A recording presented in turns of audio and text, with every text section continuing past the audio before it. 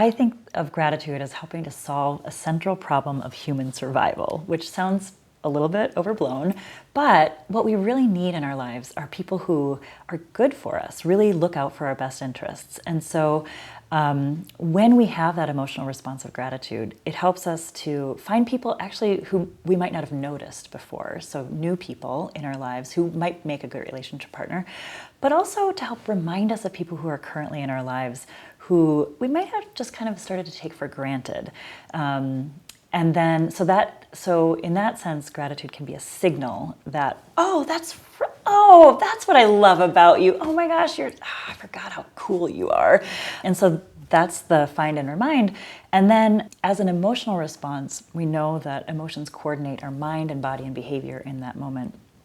And so we have evidence that gratitude helps to change the way that we think about the person. So like I just said, it might be like, oh, that's right.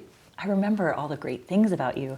And also to help change our motivation in ways that might help us act more wonderfully toward the person that we're grateful to. And those gestures can actually help to draw the benefactor into the relationship. So what I hear you saying is that we're using our attention specifically to look around us to say, what type of relationships are actually healthy for me, that build good, constructive relationships that I can then remind myself and the others that this is a type of good relationship, not an unhealthy relationship. Yeah, and what's so great about, what is great about the emotion of gratitude is that what we really see is that it's the spontaneous experience of gratitude that kind of naturally does this work. And so, so when we actually do kind of spontaneously feel grateful, that is simply a signal, hey, pay attention to this person. They might be good for you.